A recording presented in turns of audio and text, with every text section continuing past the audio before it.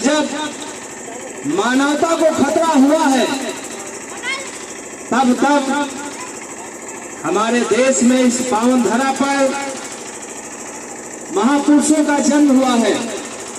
कभी कबीर बनकर के आए, कभी बुद्ध बनकर के आए, कभी राम बनकर के आए, तो कभी कृष्ण बनकर के आए, तो कभी बाबा साहब बनकर के आए। क्योंकि जिस समय मानवता खतरे पर थी, बाबा साहब एक देवदूत से कम नहीं है, महामानव कहे जाते हैं और महामानव है भी। लेकिन महामानव डॉक्टर अंबेडकर जी को याद करना, उनकी जन्म शताब्दी जन्मोत्सव को सेलिब्रेट करना, उनकी जन्मोत्सव को मनाना तभी सार्थक शब्दों में, सार्थक अर्थों में तभी सार्थक होगा जब उनकी शिक्षाओं को हम ग्रहण करें। क्योंकि उन्होंने जो भी शिक्षाएं दी है, उनका हर एक पहनावा हो, चाहे उनके विचार हो, चाहे उनके हाथ की उंगली हो, कुछ ना कुछ हमें इशारा कर रही है। डॉक्टर साहब विश्व में, भारत में ही नहीं विश्व में जाने जाते हैं। उन्हें America, Japan, Germany, France, Australia, चाहे चीन हो, हर जगह, हर देश में उनका थाट, उनके विचार यूनिवर्सिटियों में पढ़ाए जाते हैं। उन्हें हमने नहीं कहा, ये विदेशी धरती के लोगों ने उनका नाम दिया है सिंबल ऑफ नॉलेज, ज्ञान का प्रतीक। विदेशी धरती से उद्भव आया है, भारत से नहीं आया। विदेश के जो पढ़े लिखे गणमान्य व्यक्तियों ने उन्हें माना, उनके ज्ञान का लोहा माना और उन्हें उपाधि से सम्मानित किया और कहा ज्ञान का प्रतीक कहा। उनकी स्टैचू बना रहे हैं, उनके विचारों को विद्यालय में पढ़ाया जाता है। ऐसे महामानव, ऐसे थिंकर, ऐसे विचारक यदा कदा पृथ्वी में पैदा होते हैं। जब जब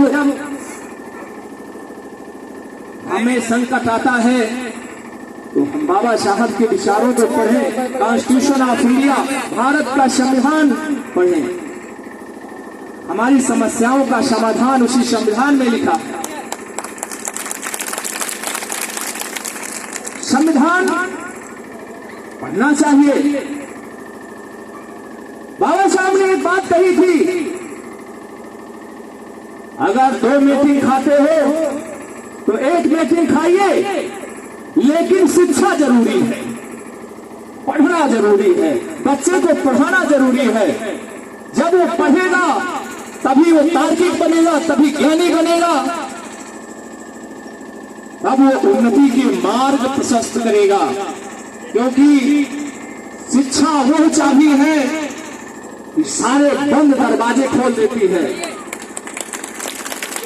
हम पढ़े लिखे होंगे, शिक्षित होंगे, उनका हाथ इशारा करता है, दिल्ली चलो, विधानसभा चलो, लोकसभा चलो।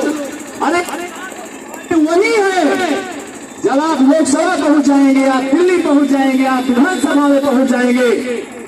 बाबा साहब ने ही कहा है, अधिकार मांगने से नहीं मिलते, छीन लेना चाहिए, छीन लो। अधिकार छीनने से मिलते हैं, पर जब छीन पाएंगे जब आप पढ़े लिखे होंगे, ज्ञानी होंगे, तार्किक होंगे। इसलिए सबसे मस्त है, कम खाइए, 1 मीटिंग खाइए, लेकिन विद्यालय भेजिए बच्चों को, शिक्षा जरूरी है। बाबा साहब के बारे में जितना भी ज्यादा कहा जाए उतना भी कम है। क्योंकि मैं तो छोटा सा वक्ता हूं, बाबा साहब की गाथा एक समुद्र की तरह अथाह है, उसको मैं नहीं कह सकता, आपके सामने नहीं बता सकता। जिसको विदेशी धरती के लोगों ने लोहा माना हो, इन्होंने बाबा साहब से कोई सारोकार नहीं था। बाबा साहब ने तो भारतीय लोगों को आगे बढ़ाने का काम किया, उपेक्षित लोगों को बढ़ाने का काम किया, जो बेचारे समाज में जिनकी मुख्य धारा से बिल्कुल अलग थे, जिनको काऊ हरड़ जिसे कह दिया जाए, भीड़ कह दिया जाए, हम उस भीड़ के हिस्से थे जहां पर हमें शायद हमारे अधिकारों जीरो बना दिया जाए। जीरो में से हमें हीरो बनाने का काम किया है वो थे ये महामानव। अगर हम लोकसभा विधानसभा में पहुंचे हैं तो ये नायक, ये महामानव ही है। ऐसे महामानव की जन्मोत्सव को मनाने के लिए हमारे अंदर जो डर भरा है उसको भगाना पड़ेगा। ये सबके हैं, पूरे भारत देश के हैं, पूरे विश्व के हैं। किसी जाति, धर्म, वर्ण, मजहब की बात नहीं है। महापुरुष है, इसको सब कोई माना है और मानेंगे इसको। हमारी भारत सरकार ने ऑर्डर किया है सभी सरकारी कार्यालय खोले जाए तो बाबा साहब के मूर्ति पर माल्यार्पण किया जाए। भारत सरकार का आदेश है तो हमें तो करना चाहिए। अरे अपने बाप दादा की पूजा नहीं करेंगे तो किसकी करेंगे? बड़े गौरव की बात है। इसलिए मैं कहूंगा ऐसे अवसरों पर सब लोग मिलकर के पार्टिसिपेट करें, इकट्ठे हों, क्योंकि इन्होंने, इनकी विचारधारा शायद सबसे महान विचारधारा है। अपने लिए तो दुनिया करती है, लेकिन जो दूसरे के लिए करके दिखा दे उसी को महामानव कहा जाता है।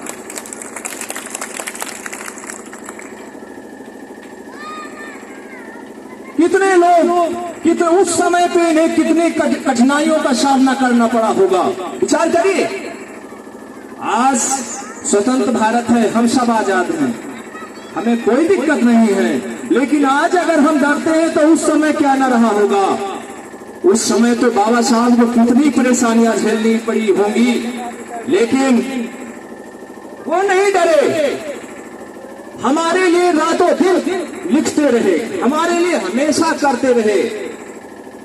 यहां तक कि बाबा साहब अम्बेडकर जी को संविधान सभा में घुसने नहीं दिया जा रहा था और इसी उत्तर प्रदेश से ही बाबा साहब को चुनाव हरवा दिया गया और संविधान सभा में नहीं पहुंचे।